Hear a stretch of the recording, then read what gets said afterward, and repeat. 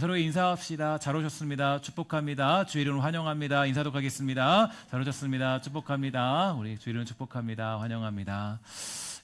우리 한 주 동안 굉장히 추운 날들을 보냈는데요. 이 추운 날에도 또 하나님 또 우리 은혜 주셔서 건강 주심에 감사합니다. 또 우리가 또 많은 경우에 또 요즘에 독감이 굉장히 유행이라 그래요. 여러분 독감들 조심하시고 여러분으로 건강 유념하셔서 또 하나님의 일에 또 쓰임받게 부족함 없는 그런 삶이 되기를 주의 이름으로 간절히 소망합니다. 우리가 계속적으로 이제 여호수아서를 묵상하고 있습니다. 여러분들이 아마 이번 연도에 들어서 말씀 묵상을 굉장히 열심히 하시는 분들이 많이 생기는 걸로 알고 있습니다. 그래서 이 말씀에 대한 묵상을 철저히 감당하셨다면 아마도 오늘의 말씀들이 조금 더 깊이 이해가 갈 것이고 조금 더 이 주일날 말씀들이 은혜가 되는 줄 믿습니다. 그래서 제가 늘 말씀드리지만 이 주일 설교는 이제 여러분들이 말씀 묵상한 결과에 따라서 사실은 은혜를 받게 되는 많은 어떤 그런 이것들이 있어요. 그래서 저희는 이제 그 말씀 묵상을 중심으로 모든 본문들이 정해지기 때문에 주중에 말씀 묵상을 철저히 했다면 오늘 주일의 말씀들이 조금 더 핵심적으로 여러분들이 들을 수 있을 거라고 생각합니다. 그래서 여러분 사랑하는 성도 여러분 축복 부탁드리는 것은 말씀을 깊이 묵상하시고 또 말씀을 가까이 하셔서 늘 묵상하심으로 이 주일 예배가 더 풍성하게 드려지는 복된 시간 되기를 주의 이름으로 간절히 소망합니다. 우리가 여호수아를 해석할 때에 많은 경우 그저 이 정복하는 정복 전쟁의 역사라고 생각하지만 조금 더 면밀히 해석을 해보면 너무나 놀라운 사실들을 발견하게 됩니다. 이 여리고성을 점령하기 전에 여호수아는 이 총사령관이신 성자 하나님 즉 예수 그리스도를 독대하는 장면을 우리가 목격하게 되었죠. 그리고 그 명령을 따라서 여리고성을 점령하게 되었습니다. 그리고 언약궤를 중심으로 하여서 성을 돌다가 그 땅의 샬롬의 평화에 나팔을 불어 여리고성을 무너뜨리게 됩니다. 이는 말씀이신 예수 그리스도만이 유일한 답이고 또 유일한 길이라는 것을 의미해주고 있는데요. 이스라엘 백성들은 바로 그러한 사실들을 깨달을 수가 있었다라는 거겠죠. 하지만 여리고성에 들어가자 이제 문제가 생겼습니다. 탐심이 그들에게 작동하기 시작했고요. 하나님과의 관계를 깨트리면서 하나님을 바라보지 못하도록 만들게 된 것입니다. 예수 그리스도를 말미암아 하나님과 함께하는 그 사실을 놓쳐버리게 된 건데 그러나 하나님은 그들을 버리지 않으셨죠. 구약학 교수였던 그 김창대 교수님은 구약으로 볼 때 성령님이 하시는 일이 무엇인가 대해서 정의해 주면서 그 첫 번째는 무엇보다 바로 죄를 깨닫게 하는 것이다 이렇게 정의해 주셨는데요. 이 성령님이 오시면 죄를 깨닫게 하십니다. 그래서 지난 본문에서 이스라엘 백성들이 스스로 혼자 엎드려 회개하며 기도한 것 같았지만 그 죄악들을 깨닫게 하시는 분은 누군가 보니까 바로 성령님이었다라고 우리가 볼 수가 있게 됩니다. 성령께서 그들의 죄악을 알게 하셨고 또 그 은혜의 보좌 앞에 담대히 나갈 수 있도록 허락해 주셨는데 이 많은 사람들이 시대를 해석할 때 이제 하나님 시대, 예수님 시대, 성령의 시대 그래서 지금은 성령의 시대이다 이렇게 강조할 때가 많이 있잖아요. 지난 성탄절 때도 말씀드렸지만 언제나 이 성경과 우리의 역사는 그렇게 따로 구분짓는 것이 아니라 이 성부 하나님, 성자 하나님, 성령 하나님, 그 삼위일체 하나님께서 함께 역사하심으로 우리를 인도하시고 문을 여시고 깨닫게 하시는 삼위일체 시대를 우리는 살아가고 있는 것입니다. 그래서 우리는 모든 시대가 삼위 하나님의 시대라고 고백할 수 있는데요. 제가 여호수아 초반부터 여러분들에게 이런 말씀을 드리는 이유는 이게 굉장히 이 성경을 해석할 수 있는 중요한 원리가 되기 때문이죠. 처음부터 이 내용을 강조하고자 하는 이유는 많은 이단들이 이 원리에서 벗어나서 이 세대주의적인 관점을 가지고 성경과 세상을 해석하다 보니까 문제가 생기는 경우가 굉장히 많이 있기 때문입니다. 여러분들이 잘 알고 있는 통일교 같은 그런 단체 아니면 신천지 같은 그런 단체들도요. 그들도 세대주의적인 관점으로 성경을 해석하고 있죠. 그래서 이제 자신이 마치 그런 어떤 마지막 그런 존재다라는 형식으로 그렇게 이야기하고 있고요. 대부분의 이단들은 전부 다 세대주의적인 관점을 가지고 있습니다. 그래서 되게 위험한 것이고 이것은 우리가 교리적으로도 사실은 위험 어떤 강도에서 크게 높아 있는 그런 관점이라고 얘기할 수가 있는 것입니다.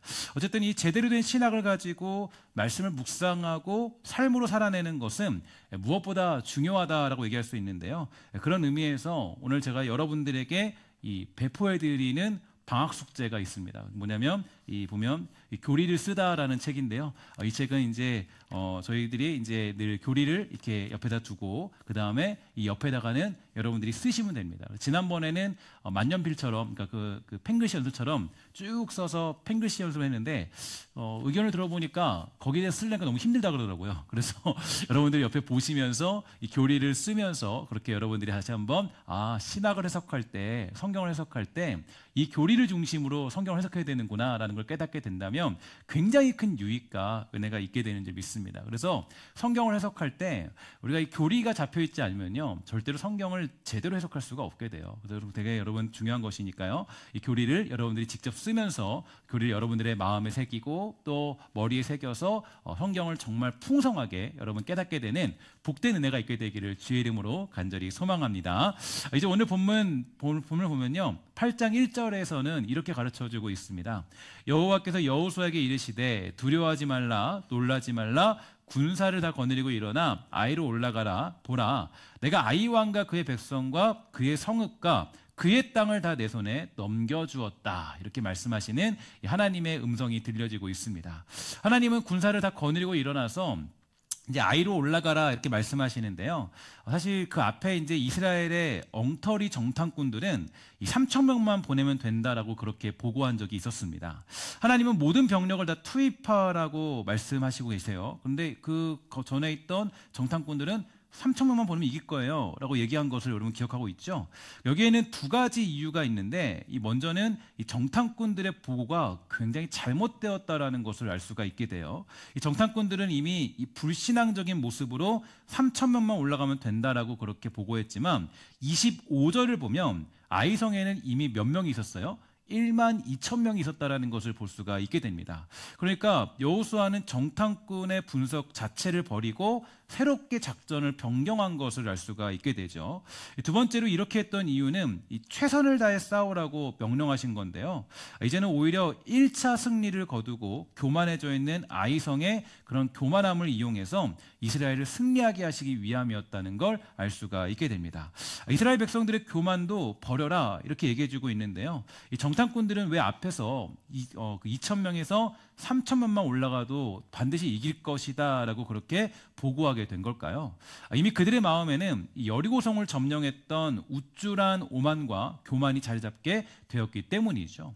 우리가 주의를 감당할 때도 마찬가지입니다. 하나님을 감당할 때도 가장 경계해야 될 대상이 바로 경험과 능력이죠. 그러니까 내가 경험이 있다, 능력이 있다. 이것보다 위험한 것은 없습니다. 하나님의 일을 감당할 때는 언제나 뭐냐면 최선이에요. 모든 힘을 다해서 모든 힘을 감당해서 하는 것입니다. 그러니까 이제 우리가 이 경험이 있다, 능력이 있다 이런 것으로 하나님의 일을 감당해서는 거기는 패배가 다가올 수밖에 없다라는 거죠. 그러니까 중요한 건 하나님의 일에는 대충이 없어요. 그러니까 주의 일을 감당할 때 대충이 없죠. 그러니까 이 마음과 정성을 다해야 되는 겁니다.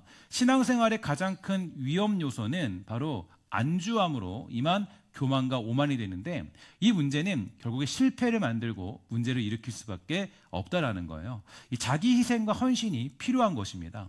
대충 신앙생활하면 승리는 불가능하고 기적은 일어날 수 없다라는 거겠죠.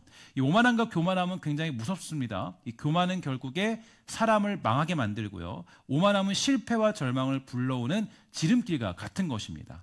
예수님이 이 땅에 찾아오셨습니다. 그리고 말씀을 전하셨는데요. 예수님이 전했으니까 모두가 은혜 받고 변화되어야 되는 건 아니겠습니까? 근데 예수님이 기적을 일으켰으니까 모든 사람들이 이렇게 얘기해야 돼요. 와, 우리 예수님 최고다. 이런 고백을 해야 되는데요. 상황은 전혀 그렇지 않았어요. 오히려 대부분의 사람들이 예수님의 이야기를 듣지 않았습니다. 소위 말해서 은혜를 받지 못했다라는 것을 알 수 있는데요. 이유가 있어요. 교만했기 때문이에요. 이 바리새인들은 교만하기 때문에 예수님이 아무리 말씀을 전해도요. 귀를 막고 듣지 않았습니다. 그러니 그들에게 은혜가 임하지 않은 것이죠. 역대하 32장 25절을 보면 이렇게 가르쳐주고 있어요. 함께 다 같이 읽도록 할게요. 시작. 히스기야가 마음이 교만하여 그 받은 은혜를 보답하지 아니하므로 진노가 그와 유다와 예루살렘에 내리게 되었더니. 아멘. 기도의 사람 히스기야도 교만해지니까 하나님의 은혜는 온데간데 없이 사라져버리고 말하는데요. 하나님의 능력을 경험할 수 없게 된 것이죠. 그러니까 교만함은 무서운 게 하나님의 말씀이 선포되어도요 절대로 듣지 않아요. 듣지 않고 은혜를 받을 수 없습니다. 그러니까 내가 은혜를 받지 못한다. 내가 설교 가운데 아니면 내가 예배 가운데 은혜 받지 못한다. 그러니까 이제 물론 이게 여러 가지 이유들이 존재할 거예요. 근데 많은 경우에 존재하는 것이 뭐냐면 내 안에 뭐가 자리 잡은 겁니까? 교만함과 오만함이 자리 잡으면 절대로 은혜를 받을 수가 없는 것입니다. 왜냐하면 설교가 들어오지 않거든요. 내가 그걸 들을 수가 없거든요. 그러니까 이제 교만이라는 것은 하나님과 멀어질 수밖에 없는 그런 상황에 놓일 수밖에 없는 겁니다.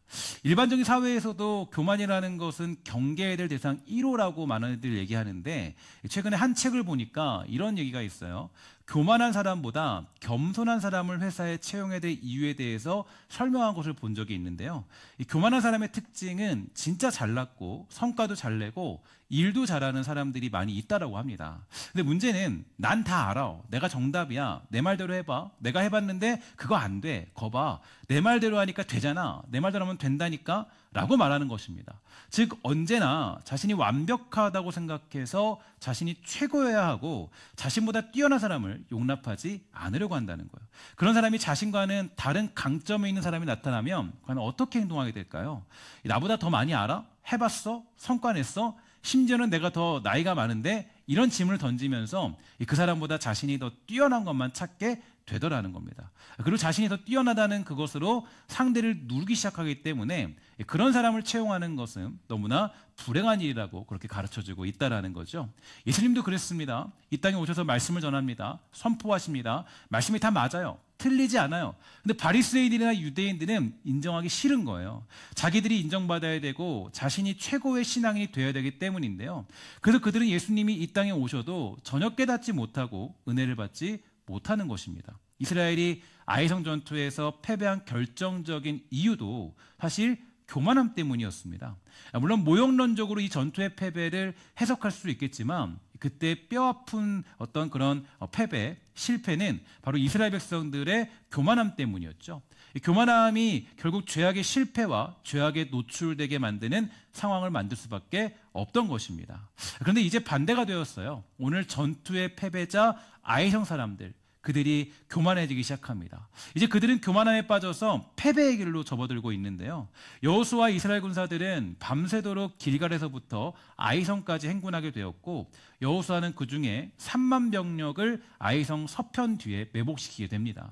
그리고 아이성 북서쪽에 있는 베델성과 이 아이성 사이에 또다시 5천 명을 매복시키는데 한 책에 보니까 이렇게 두 그룹의 복병을 따로 배치한 것은 이유가 있다라고 해석해주고 있어요. 무슨 얘기냐면 이 베델은 아이에서 가까웠기 때문에 이 두 성은요 항상 공조방어 체제를 구축하고 있었고 아이성을 공격하면 10중 8구 베델성에서 원군이 올 것을 예측했기 때문이라고 합니다. 그래서 여호수아가 이끄는 이스라엘의 주력 부대는 이 북쪽에서부터 아이성을 공격할 작정이었습니다. 특히 아이성 주변에 고지대는 바위가 많은 지형이어서 복병을 매복시키기가 용이했기 때문에 여호수아는 매복 작전을 명령하게 되었고요. 그리고 그 매복은 밤새 이루어졌는데 그렇게 밤이 새도록 그 자리를 지킬 수 있던 이유가 뭐라고 얘기하냐면 2절에 보니까 이렇게 되어져 있습니다. 너는 여리고와 그 왕에게 행한 것 같이 아이와 그 왕에게 행하되 오직 거기서 탈취할 물건과 가축은 스스로 가지라. 너는 아이성 뒤에서 복병을 둘지니라 하시니 이렇게 얘기해주고 있죠. 그러니까 바로 이것은 뭐냐면 여호수아의 명령이 아니라 누구의 명령이었냐면 여호와 하나님의 명령이기 때문에 이들이 그렇게 매복을 오래 할 수 있었다는 얘기예요. 그리고 그 명령을 하시기 전에 이미 하나님은 약속해 주셨습니다. 내가 아이 왕과 그의 백성과 그의 성읍과 그 땅을 다 내 손에 넘겨 주었다. 그러니까 이 하나님의 약속을 믿고 그대로 행하는 일이었기 때문에 밤새 매복하면서 그러한 일들을 행할 수 있던 것입니다.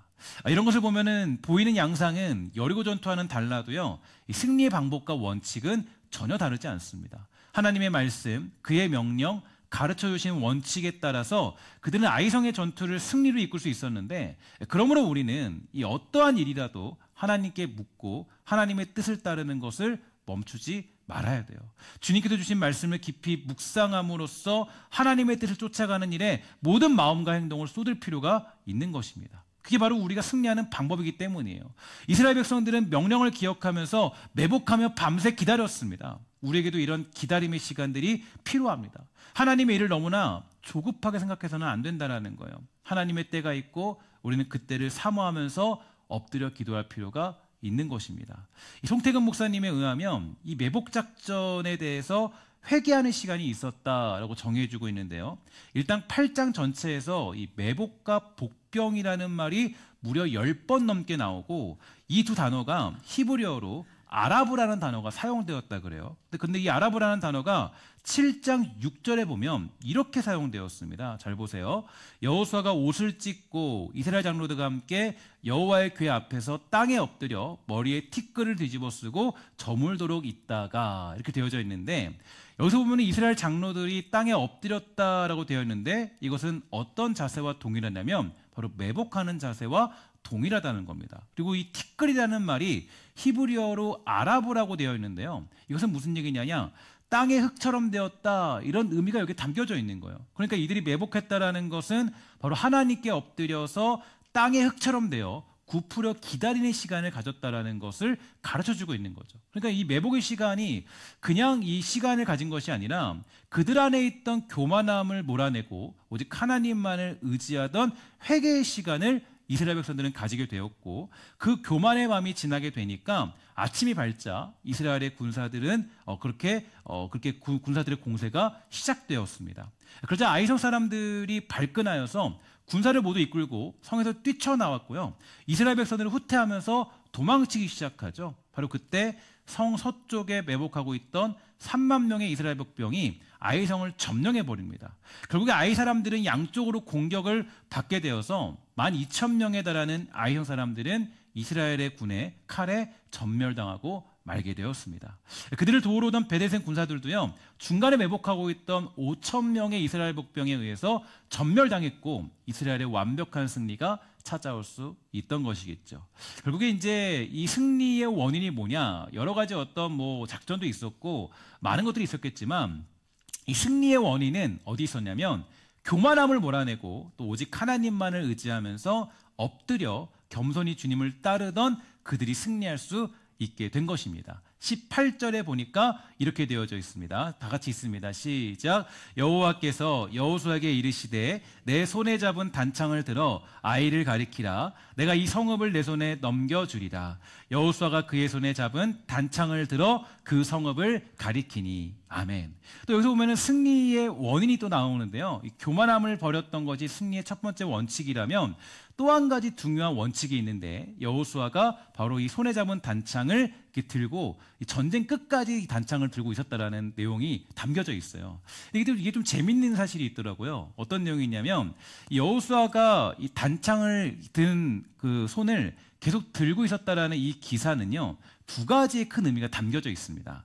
첫 번째로 이제 이 전쟁이 그냥 여호수아의 전쟁이 아니라 하나님이 직접 명령하시고 지휘하시는 그런 전쟁이라는 것을 의미해주고 있습니다. 이게 왜 그러냐면, 그러니까 오늘 본문에서 보면 여호와 하나님이 여호수아에게 손에 잡은 단창을 들어서 아이성을 가리키라 이런 명령을 하시는데, 이 단창에 대하여서 히브리어를 보니까 이 키돈이라는 단어가 사용되었습니다. 근데 이 단어는 창과 같이 긴 것이 아니라 길지 않은 이 칼을 얘기한다 그래요. 창같이 아주 길어서 멀리서 봐도 보이는 게 아니라, 그러니까 이게 작은 칼이죠. 이 작은 칼을 들면 사람들이 보일까요, 안 보일까요? 절대 보이지 않겠죠.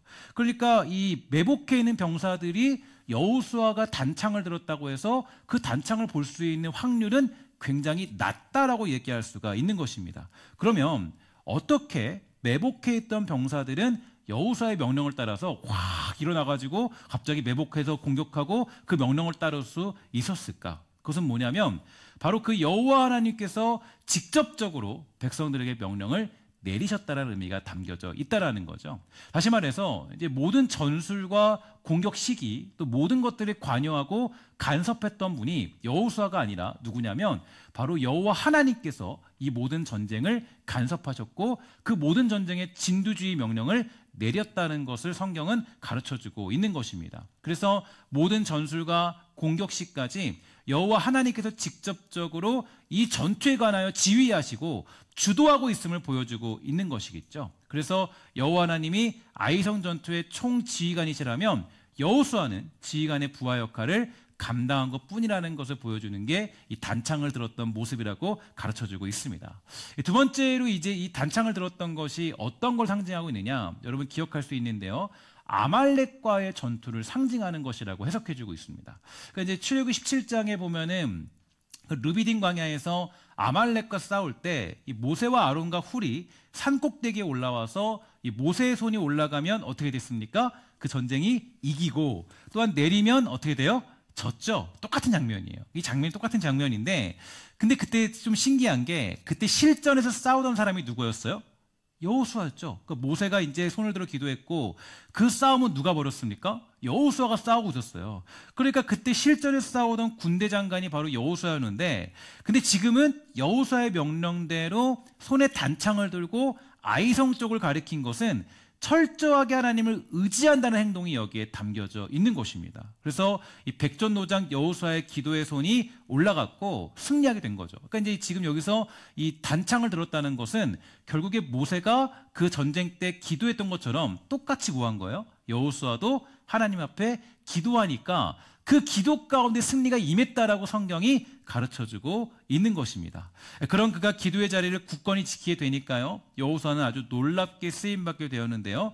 26절에 보면 이렇게 얘기해주고 있습니다. 함께 다 같이 읽도록 하겠습니다. 시작. 아이 주민들을 진멸하여 바치기까지 여호수아가 단창을 잡아든 손을 거두지 아니하였고. 아멘. 자, 그러면은 승리의 원인이 뭐예요? 그럼 승리의 원인이 이들이 잘 싸웠기 때문입니까? 아니죠. 이들이 먼저 첫 번째는 뭐였어요? 교만함을 버렸고, 또 한 가지는 여호와의 명령에 순종하였고, 또 한 가지는 뭐가 작용했습니까? 여호수아의 기도가 작용했기 때문에 이 아이성의 전투를 승리할 수 있었던 것이라고 정리해 볼 수가 있는 것입니다. 그래서 사실 우리가 어떤 전쟁에서 승리하는 것, 영적 전쟁에 승리하는 방법은 내가 능력이나 경험이 있다고 승리하는 게 아니에요. 하나님의 일을 감당하는 것도 체력이 있고 능력이 있고 힘이 있고 경험이 있고 내가 뭔가 가지고 있고 환경이 좋아서 그런 일들을 감당할 수 있는 것이 아닙니다. 이 많은 사람들이 나이가 들면요, 이렇게 얘기하는 경우를 많이 들어요. 아, 나는 이제 나이가 들었는데, 늙었는데 뭘 할 수 있냐? 내가 지금 젊음이 없는데 뭐 사역을 내가 어떻게 감당할 수 있어? 내가 교회에 무슨 보탬이 되겠어? 뭐 이런 생각을 하기도 합니다. 내가 뭐 나이가 들었는데 뭐 사역을 감당할 수도 없고 내가 뭘 할 수 있냐? 라고 묻는 걸 듣게 돼요. 하지만 여러분, 잘 보면 기도만큼 강력한 사역은 없습니다. 나이가 들어도 뭘 할 수 있어요? 기도할 수 있어요, 없어요? 나이가 들었다고 내가 기도 못하는 거 아니죠? 그죠? 70이 넘었다고 내가 기도 못하는 거 아니죠? 그러면 그런 거 아니에요. 하나님의 일은 그 때가 다 있어요. 체력 가지고 할 때가 있고, 힘 가지고 할 때가 있고, 경험 가지고 할 때가 있어요. 있는데, 근데 중요한 건 기도는 어떤 상황이 찾아와도 다 할 수 있다는 거예요. 기도라는 거. 그러면 뭐냐? 그 기도만큼 강력한 사역이 없다라는 걸 성경은 가르쳐주고 있죠. 새벽을 깨우며 기도하는 어른들이 교회에 있다면, 또 때마다 기도하는 신앙의 선배들이 있다면 그 교회는 어떤 전투에서도 승리하는 교회가 될 수 있다라는 거예요. 무엇보다 여러분, 기도라는 것이야말로 우리를 승리케 하는 원동력이 될 수 있다라는 겁니다. 오늘 우리 교회가 이 점점 믿음이 사라지는 이 시대에도요, 기도의 능력이 끊이지 않게 되기를 저는 주의 이름으로 간절히 소망합니다. 여러분, 이 시대에 어떻게 전도할까? 여러분, 전도하면 사람들이 받아들여요, 안 받아들여요? 예전에는 교회 가서 뭐 과자 먹자, 아니면 뭐 맛있는 거 있어요, 뭐 있어요 하면 사람들이 와요. 뭐 문화도 좀 있고 공연도 있으니까 많이 와요. 이제는 안 그렇죠. 세상에 볼 게 너무 많아요. 먹을 게 너무 많고요, 줄 게 너무 많아요. 와도 안 와요. 그러면 어떻게 사람을 전도할 수 있을까? 내가 막 어떤 뭐 능력 있고 힘이 있어서 전도할 수 있을까요? 그렇지 않아요. 이 시대에 어떻게 새로운 영혼이 우리 교회에 찾아올 수 있을까? 사실 저는 많은 고민이 되었습니다. 근데 답은 하나예요. 뭐냐면, 하나님, 우리 교회에 새로운 영혼을 보내주세요. 기도하면 하나님이 보내주시는 거예요. 제가 예전에 기억이 나요. 예전에 그 청년부 처음 왔는데, 그때 이제 청년 딱 모이니까 한 4명 정도밖에 딱 없더라고요. 그때 이제 기도했어요. 하나님께 한 1년 반 넘게 금요기도 때마다 울면서 그 기도를 엄청 오래 했어요. 근데 기도하다 보니까 그때 어떤 기도했냐면, 하나님, 제발 우리 청년부에 찬양을 할 수 있는 사람들 좀 보내주세요. 기타 칠 수 있는 사람 보내주시고요. 또 우리 청년부에 또 뭐 할 수 있는 사람 보내주세요. 기도했어요. 하나님은 한 명씩 보내주시더라고요. 여러분 이게 우리가 전도라는 건요 말로 되는 게 아닙니다. 내가 막 사형리 외우고 있다고 해서 사형리 외워서 설득하고 안 믿어요. 믿지 않아요. 그거 누가 믿겠어요? 그걸 보면서. 근데 어떤 사람 보면 가끔씩 어느 경우에 갑자기 믿는 사람이 있고요. 갑자기 어느 순간에 갑자기 뭐 사람들이 갑자기 오는 사람이 있어요. 어떤 분이 그래요. 교회 나오기 싫었는데 갑자기 자기가 나와야겠다는 마음이 들었대요. 갑자기. 그거 어떻게 된 거냐고 그게. 누가 얘기도 안 했는데. 그건 누군가 기도 때문에 그 기도를 말미암아 오게 된 것이지 어떤 다른 걸로 온 게 아니에요. 그러면 중요한 것은 뭐 이 시대에 어떻게 전도할까, 뭐 어떻게 새로운 영혼이 우리에게 찾아올 수 있을까. 우리 교회 전도팀이 있잖아요. 고민 되게 많이 해요. 되게 많이 하고 어떻게 전도할까 고민 많이 하는데 정말 전도를 나가지 못하는 날에는 그랬으면 좋겠어요. 정말 뜨겁게 기도하고 하나님 제발 우리 이번 주에 한 영혼 오게. 비가 오는 날은 못 가잖아요. 함께 기도하고 하나님이 그럼 보내주시는 거예요. 그러니까 우리 뭐 교육부서에 사람이 없다. 그러면 이 교사들이 함께 모여서 기도하는 거예요. 하나님 제발 우리 사람들 보내주세요. 울면서 기도하는 거예요. 그러면 거기 교육부서에 은혜가 생기는 거라고. 그러면 우리가 어떤 일들을 감당할 때 가장 중요한 걸 빼먹을 때가 많이 있어요. 뭐 이거 하고 저거 다 하는데 뭐가 빠지냐면 기도가 빠져요. 열망이 없어요. 기도하지 않는데 하나님은 어떻게 한 영혼을 보내주십니까? 우리가 다 알고 있잖아요. 말로 되지 않고 설득으로 되지 않는다. 근데 하나님 한 영혼을 달라고 기도하지 않는다면 은혜를 누릴 수 없어요. 그럼 이 시대에 어떻게 새로운 영혼이 우리에게 찾아올 수 있을까? 답은 하나예요. 하나님 우리에게 새로운 영혼을 보내주세요. 예수 믿고 성숙하게 해주세요. 변화되게 해주세요. 간절히 기도하는 겁니다. 물론 전도는 전략이 필요하고 노력이 요구되지만 기본 베이스는 우리의 기도이기 때문에 이 시대에 우리가 기도하는 것을 놓지 말아야 될 이유가 바로 여기에 있는 거예요. 마지막으로 오늘 본문을 통해 확인할 수 있는 것이 있다면 바로 내일 일을 굳이 걱정할 필요는 없다라는 겁니다. 그러니까 여러분 이게 예수 믿으면서도 여러분들과 제가 가장 많이 실수하는 게 예수를 믿고 있는데도 불구하고 우리는 뭘 걱정하냐면 내일 일을 걱정하며 살아요. 그렇죠? 그러니까 아간과 그의 가족들 또 이스라엘 백성들이 죄에 노출된 근본적인 이유가 여러분 뭐라고 생각합니까? 여러분 보면 이게 되게 재밌는 게 제가 한번 여러분들에게 그 새벽에 말씀드렸지만 이 당시에 아간이 대표적으로 죄를 지었다고 되어 있지만 실제적으로는 아간만 죄를 진 게 아닙니다. 모든 공동체가 다 죄를 졌어요. 그러니까 아간은 이제 금한 덩이를 훔쳤지만 모든 사람들은 다 뭘 훔쳤냐면 이제 뭐 신발 한 개 가져가거나 아니면 금 조그만 거 가져가거나 이렇게 했던 거예요. 그러니까 모든 백성들이 전부 다 그렇게 죄를 저질렀기 때문에 하나님이 아이성 전투에서 패배하게 만든 거지 아간 너가 혼자 했다. 그렇게 했기 때문에 아간에게 죄를 진 건 아닙니다. 그래서 보면은 아간이 잡혀서 이제 벌을 받을 때 아간 혼자 벌 받지 않고요. 아간의 모든 모든 가족들이 다 멸족당해요. 이게 원래는 율법에서는 그렇게 안 돼 있거든요. 근데 모든 가족들이 다 죽어요. 이유가 뭐냐면 그 금한 덩이를 훔치고 외투 한 벌 훔친 게 아간만 훔친 게 아니라 다 같이 훔쳤기 때문에 다 같이 조금씩.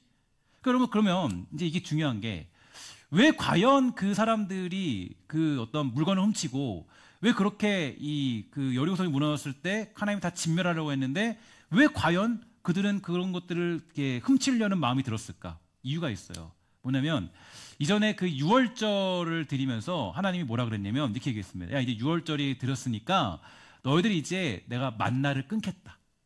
그러니까 만나를 안 주기로 하신 거예요. 그러니까 이제 매일 내리던 만나도 끝났고 매출하기도 안 주니까 그렇게 이제는 내가 너의 배를 채워주지 않겠다가 아니라 너가 더욱 놀랍게 너가 직접적으로 씨를 뿌리고 먹어서 그 먹는 걸로 소출로 인해서 너희들이 먹을 수 있는 삶을 내가 누리게 해주겠다라고 얘기해 준 거거든요. 이들이 뭐냐면 하나님 믿지 않은 거예요. 이 만나도 없는데 이제 어떻게 살아야 되는가? 내가 지금 만나도 먹지 못하는데 어떻게 살 수 있는가? 이거는 그러니까 보이는 것이 탐이 나고 그것을 가지고 싶었던 것을 볼 수가 있게 됩니다.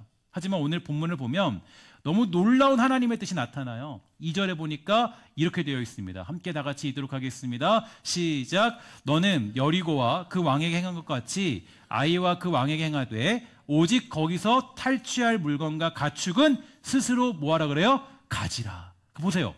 이들이 걱정하지 않았어도 여리고성에서 그것을 훔치지 않았어도 하나님이 준비해 둔 게 있죠. 뭘 준비해 두냐면 아이성을 점령하면 하나님 뭘 준비해 줬어요?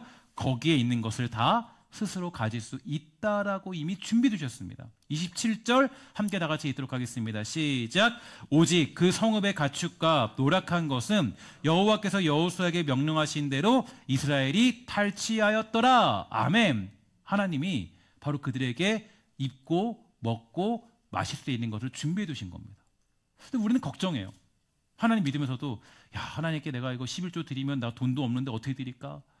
하나님께 헌신하면 내가 어떻게 이 헌신하는 어떤 시간들을 내가 메꿀 수 있을까? 고민하죠. 내일 일이 염려되는 거예요. 근데 하나님 어떠세요? 준비하신 하나님이세요. 우리를 망하게 두지 않는 분이세요. 근데 우리 걱정하죠. 걱정하고 두려워요. 그러니까 조급하니까 탄심이 생기고 결국 그들은 죄 앞에서 무너지고 만 것입니다.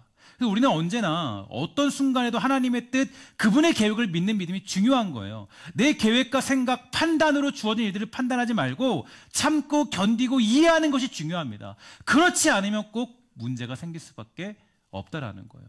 특히 여러분, 감정적으로 결정하는 일들만큼 위험한 것은 없다라고 생각합니다. 하나님께 뜻을 묻지 않고 인생을 결정하는 실수야말로 가장 큰 문제를 일으키기 쉬워요. 하나님의 뜻이 무엇인지 묻고 기다리는 인내심이 우리에게 필요한 것입니다. 기다리지 못하고 참지 못하고 인내하지 못하는 모습, 그 모습이야말로 망하는 길로 가는 지름길이 될 수밖에 없습니다. 따라합시다. 신앙은 기다림이다.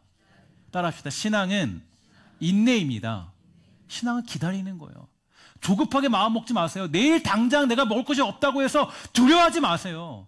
하나님은 이미 아이성에서 너희가 승리해서 먹을 수 있는 것을 준비해 두셨습니다. 근데 우리가 조급해하니까, 두려워하니까, 무서워하니까 이 안에 탐심이 생기고 결국에는 이들 모든 공동체가 다 죄악에 노출된 상황을 경험할 수밖에 없던 것입니다. 하나님의 뜻이 이루어질 때가 언제인지는 아무도 몰라요. 우리가 할 일은 늘 하나님 앞에 그 뜻이 이루어질 줄 믿고 기다리는 삶을 사는 것입니다.